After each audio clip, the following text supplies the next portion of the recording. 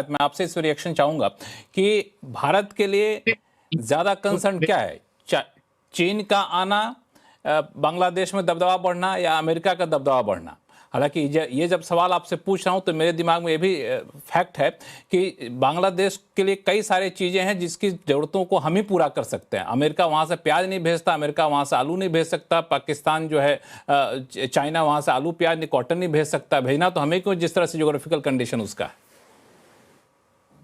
और देखिए, ये पिछले 18 महीने में जब बांग्लादेश में पूरी तरह से एंटी इंडिया सिचुएशन थी, उसके बाद भी भारत ने लगातार ये सारी चीजें भेजी जो आप कह रहे हैं। और उसके अलावा हम पावर सप्लाई करते रहे, उनकी जो भी जरूरतें हैं, क्योंकि भारत ने सोचा कि बांग्लादेश के लोगों को परेशानी ना हो। तो ये था बेसिकली, भले ही वहां की लीडरशिप एक बड़ा नेगेटिव अप्रोच इंडिया के खिलाफ कर रही थी, और जाते जाते भी उन्होंने दिखाया। तो मैं, जहां तक चीन की बात है, देखिए, शेख हसीना ने भी चीन और भारत के बीच में एक बैलेंसिंग एक्ट रखा। वो दोनों के साथ में फायदा उठाती थी, और वो एक स्मार्ट थी। हमारे लिए सबसे बड़ी बात थी कि हमें जो हमारे सिक्योरिटी इंटरेस्ट थे, उनको उन्होंने बस बनिस्बत पूरा जो भी इम्पोर्टेंस थी वो दी, और काफी कुछ हद तक हेल्प हुई इंडिया की इस मामले में। और बाकी इसीलिए हमारे जो बांग्लादेश के साथ ज्यादातर जो बॉर्डर रिलेटेड समस्याएं थी वो सुलझी गई उस वक्त में। एक दो रह गई हैं, वो भी हो जाएंगी। रही बात अमेरिका की, तो देखिए, अमेरिका इस वक्त जो है वो ये विश्वास नहीं करता कि आपकी क्या आपके लिए अच्छा है। वो ये सोचते हैं कि उनका क्या मायोपिक इंटरेस्ट है और कैसे उसको वो पूरा कर सकते हैं।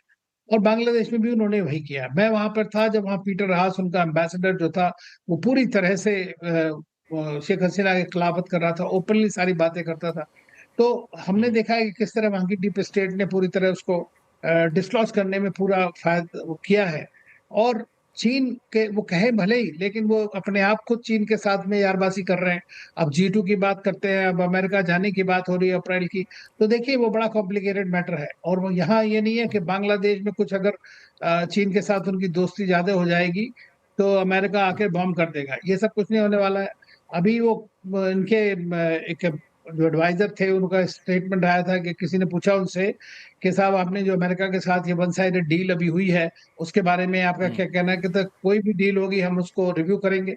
तो ये देखिए, उनको जब चलाना है अपना देश तो वो ये देखेंगे। हमारे लिए आज की डेट में मैं समझता हूँ चीन और अमेरिका दोनों ही बड़ा चैलेंज है, और हमारे नेबरहुड में पूरी तरह से वो चैलेंज है। और कैसे हमको करना है, उसके लिए शुरुआत भारत ने बड़ी अच्छी की है।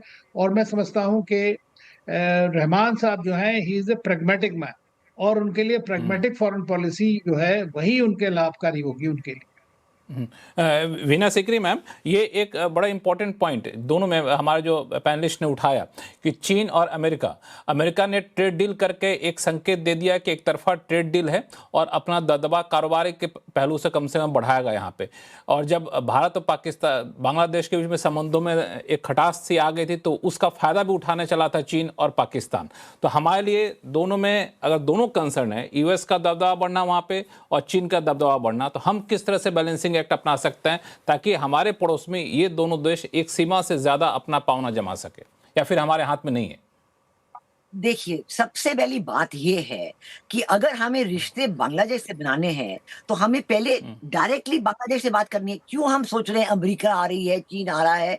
क्योंकि ये बात समझने वाली है कि जो हादसा हुआ जुलाई-अगस्त 2024 में, ये इसलिए हुआ कि यही देश जिनका नाम अब ले रहे हैं वेस्टर्न डेमोक्रेसीज़, वो नहीं चाहते थे कि बांग्लादेश भारत के रिश्ते अच्छे बने रहें। जो गोल्डन ईरा था, जो कहते हैं ना सोनाली अध्याय बांग्लादेश और भारत के रिश्तों का, वो वाक़ई it was a model India's neighbourhood first foreign policy. और अगर ये मॉडल सारे नेबर्स के साथ बनती जाए, तो भारत की पोज़ीशन बहुत ही अच्छी पूरी पूरी विश्व में हो जाती है ना। तो इसी के खिलाफ that is the first question. जो हादसा जुलाई 2024 में हुआ, वो किसके खिलाफ था? वो भारत के खिलाफ था। तो अब जो है, अगर हमने सुधारना है, और मैं बिल्कुल मानती हूँ कि तारिक रहमान ने सब तरह से दिखाया है कि वो तैयार हैं, सुधारने के लिए तैयार हैं। और जो वो कहते हैं बांग्लादेश फर्स्ट फॉरेन पॉलिसी उनकी है, हमारे तरफ से नेबरहुड फर्स्ट फॉरेन पॉलिसी। और जो बांग्लादेश फर्स्ट और नेबरहुड फर्स्ट, इनके बीच बहुत सारे सिनर्जीज़ हैं। बहुत सारा पोटेंशियल है कि हम एक दूसरे को देखते रहें और डेवलप करते रहें। अब देखिए, आप कह रहे हैं कि इकोनॉमिक स्थिति बांग्लादेश में बहुत खराब है, वाकई खराब है। और जो उनकी 6-7% रेट ऑफ ग्रोथ एनुअल होती थी पहले, अब वो 2-3% हो गया है। सैकड़ों में फैक्ट्रियां बंद हो गई हैं, हजारों औरतें जो फैक्ट्रिया में काम करते थे वो जॉबलेस हो गए हैं। तो सबसे पहले तारिक रहमान अपनी इकोनॉमी को सुधारना चाहेगा। तो इसलिए भारत के साथ रिश्ते उनके लिए बहुत महत्वपूर्ण है, और हम उन्हें बता दें कि देखिए, जो इकोनॉमिक कोऑपरेशन का मॉडल बना हुआ था उसे रिस्टोर कीजिए और सारी चीजें सुधर जाएंगी, और वो जो म्यूचुअली बेनिफिशियल था वो दोबारा हम लोग फिर से बनाएं। और मेरी तरफ से ये उम्मीद है कि वाकई ये तारिक रहमान जी समझ जाएंगे कि जो म्यूचुअल बेनिफिट था पहले मॉडल में उसे रिस्टोर करना है। और मैं आपको एक और बात बताऊं कि जो बांग्लादेश की आवाम है, पहले जरूर एंटी इंडियनिज्म में आ गए, वो लपेट में आ गए कि you anti Sheikh Hasina, you anti India also, और एंटी इनकम्बेंसी बहुत आ रही थी। लेकिन 18 महीने के बाद लोगों की गलतफहमी दूर होती जा रही थी। सब लोग कह रहे थे आगे भालो चिल्ड्रन बेटर बिफोर, जान गए थे कि अपने बांग्लादेश की इकोनॉमिक स्थिति को सुधारने के लिए भारत का हाथ बहुत होना बहुत इम्पोर्टेंट है, बहुत जरूरी है। और भारत का रहना बहुत जरूरी है, और ये बहुत जरूरी। इस समझदारी को हमें आगे बढ़ाना है। तो मैं कह रही हूँ कि आगे हमारे बढ़ाना है। प्रधानमंत्री कहा है कि people to people relationship is most important. और दूसरी बात जो बहुत जरूरी है, फाइनली मैं कहना चाहूंगी कि जमाते इस्लामी ने फंडामेंटलिज्म की कोशिश की, उसके जवाब में यूनिवर्सिटी स्टूडेंट्स ने उनको बता दिया साफ साफ कि culture and religion are two sides of the same coin. हमें रिलीजन भी चाहिए और कल्चर भी चाहिए। ये जो व्यू है आवाम की, इन्हें हमें आगे बढ़ोतरी देनी है, ताकि अवाम भी सरकार के सरदार को भी ये बताए कि भारत बांग्लादेश के रिश्ते अच्छे होने चाहिए और इनको रिस्टोर कीजिए। बिल्कुल अशोक राज, मैं यही सवाल आगे आप तक लेके जाना चाहता हूं कि आप वहां पे कई दिनों तक वहां के आवाम का मूड क्या था। भारत, पाकिस्तान, चाइना और अमेरिका के साथ ट्रेड डील की भी घोषणा हुई थी। आवाम का मूड क्या दे रहा था? और जब वहां पे बीएनपी ने ऐलान किया कि हम 2034 तक $1 ट्रिलियन तक इकोनॉमी ले जाना चाहता है बांग्लादेश की, तो वहां पे भारत की भूमिका से आप इनकार कर नहीं सकते। उस पूरे क्षेत्र में भारत का सबसे बड़ा ट्रेडिंग पार्टनर बांग्लादेश है। बिल्कुल सही कह रहे हैं आप लक्ष्मण। मैं चाइना वाली बात पे आता हूं, क्योंकि जो अभी हाल के दिनों में डील हुए यूएस के साथ, उसपे भी कई सवाल उठ रहे हैं पूरे बांग्लादेश में। लेकिन चाइना के साथ मैं आपको एग्जांपल देना चाहता हूं, जो कि वहां के लोग इस बात को खुले तौर पे बोलते हैं। जिस वक्त ये 17-18 महीने की जो चीफ ऑफ एडवाइजर की नेतृत्व में वहां पे काइंड ऑफ सरकार बनी या चली, उसमें सबसे ज्यादा अगर कोई पीड़ित हुआ है तो वो बांग्लादेश के वो लोग हैं जो मेडिकल टूरिज्म के ऊपर डिपेंडेंट रहते थे। भारत का वीजा कम हुआ, लोग चाइना की तरफ रुख किए, चाइना जाना चाहते थे और कई लोग मेडिकल टूरिज्म के लिए चाइना भी गए। लेकिन उनके पास सबसे ज्यादा अगर कोई प्रॉब्लम थी तो वो दो थी।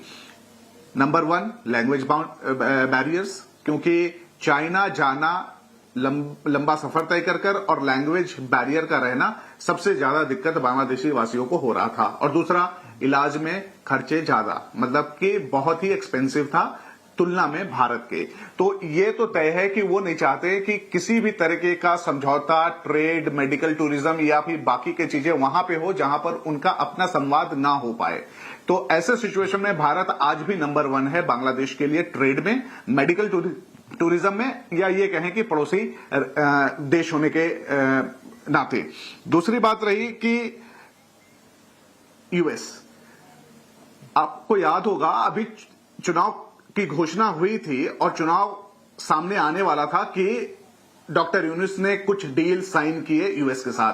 पूरा बांग्लादेश ये सवाल पूछ रहा है, जो मुझसे मिले इंटेलेक्चुअल क्लास, जर्नलिस्ट या फिर वहां के लीडर्स या फिर जो इन्फ्लुएंस है एक पार्टी की तरफ, वो ये सवाल पूछ रहे हैं कि आखिरकार इतनी जल्दबाजी में डॉक्टर यूनुस थे क्यों, उन्होंने साइन क्यों किया? क्योंकि इंटरिम गवर्नमेंट का काम था चुनाव कराना और साथ में वहां गवर्नेंस को कायम रखना।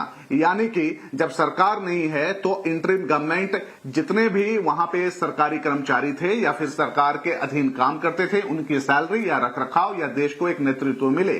लेकिन उन्होंने जल्दबाजी में ट्रेड डील साइन किए, एमओयू साइन किए और सबसे बड़ी और चौंकाने वाली बात यह थी कि इस पूरे 18 महीने में सबसे ज्यादा करप्शन से बांग्लादेश ने झेला है। सबसे ज्यादा करप्शन, किसी भी काम के लिए बिना पैसे के या किसी लेन देन के कोई काम नहीं होता था। और इस बीच में तबादले भी सबसे ज्यादा हुए। जो चाहते थे, जिनका तो था मतलब सरकार के साथ, वो अपने तबादले लिए। हाँ, और इसमें सबसे ज्यादा 18 पैसा महीने का जो कार्यकाल 18 महीने का जो कार्यकाल था वो लोगों को बहुत भाया नहीं। जनता हर फ्रंट पे काफी ज्यादा त्रस्त थी। तो इस वजह से उस कार्यकाल को आगे किसी भी तरह से बिल्कुल लक्ष्मण, मैं और एक बात आपको कहना चाहूंगा।